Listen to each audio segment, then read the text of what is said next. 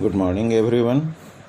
मैं professor Birendra Kumar, head PG department of geography, Jayaprakash university Chhapra.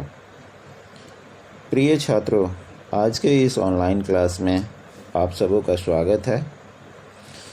छात्रों, पिछले क्लासेस में हम लोगों ने वेबर महोदय के इंडस्ट्रियल लोकेशन थ्योरी को विस्तार पूर्वक पढ़ा था एवं उसे समझा था। इस सिद्धांत के प्रत्येक पहलू को हम लोगों ने बारीकी से डिस्कस किया था। आज हम लोग इसी सिद्धांत से संबंधित एक महत्वपूर्ण पहलू अथवा एक महत्वपूर्ण प्रश्न को डिस्कस करेंगे, और वो प्रश्न जो है इस प्रकार हो सकता है: critically discuss the importance of industrial location theory of weber with a special reference to iron and steel industry of the world। छात्रों, जैसा कि हम जानते हैं, iron and steel industry is a bulky goods weight losing industry. Nearly 5.5 tons of raw materials consisting of iron ore, coal, manganese, limestone, dolomite, etc. is needed for obtaining 1 ton of iron. Iron ore and coal are considered as the two main raw material, and in that situation these two have worked as the determinant raw material for the industry. Weber has explained the industrial location of iron and steel industry of Germany, UK and USA with a special reference to his theory. He has found that development of steel plant at Essen and Dortmund in Germany have the locational advantage of being situated near the coal and iron ore field. Both the major raw materials, for example coal and iron ore, are located at the two ends. Coal is found in the lower Rhine Valley, while iron ore is found in the upper Rhine Valley, and these two centers have been favorably developed the iron and steel industry, and that two centers are Essen and Dortmund. He further explained the location of this industry in the Midland Plain region and Scottish region of UK. In the Midland Plain it is Birmingham, and in the Scottish Valley it is Glasgow of UK. At both places similar locational advantages have worked.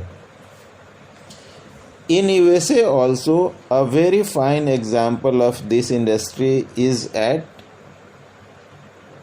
Buffalo and Cleveland. They are favorably situated in between the Appalachian coalfield and Vermilion iron ore field. However, Vermilion on the Canadian side is one of the cheapest open cast iron ore mining field of the world.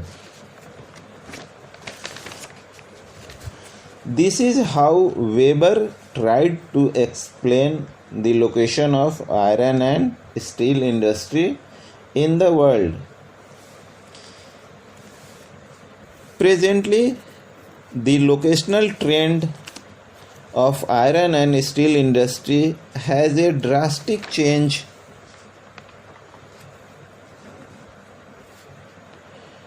all over the world.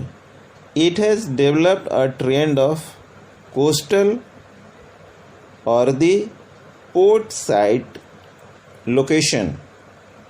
This was perhaps not apprehended by Weber at that time. However, in recent years, this coastal location has emerged as the global trend and is mainly governed by two factors. First one is consideration of the world market, and second one is many countries nowadays have adopted the policy of conservation of internal resources and to develop the industry on the basis of imported raw materials. However, in USA, before Second World War, the industry was located in the interior sites, for example, at Pittsburgh, Atlanta, etc., and in the Great Lakes region also. They were at Buffalo, Cleveland, Chicago, and Detroit, etc. But after Second World War, the two new centers developed there. First one was on the eastern coast side, and the sites were Fearless and Sparrow Points. However, on the western coast side, they were developed at Seattle and Los Angeles. In UK also, it has shifted to the northeastern coast, that is to Leeds, and on the southwestern coast, that is to Cardiff and Newport. However, even in India, the new forces have drawn them to the coastal site location. For example, at Visakhapatnam, Paradeep, and Marmagaon.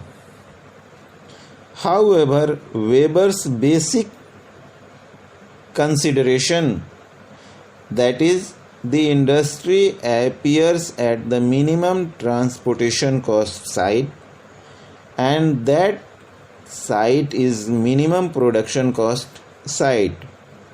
That philosophy of Weber is maintained here. All the port sites are minimum transportation cost site and hence minimum production cost site. Only the concept of triangular location is distorted to some extent. However, at many places, particularly at east coast of USA and east coast of India, some raw materials are coming from internal sources, while some from the external sources, making the two ends of the resource raw material base, and the market is at a different place. Hence, the very philosophy of Weber is not distorted here, and that is why Weber continues to be relevant even today also. Or in other words, the industrial location theory of Weber has much more relevance even in the present day situation with reference to iron and steel industries of the world. Thank you very much.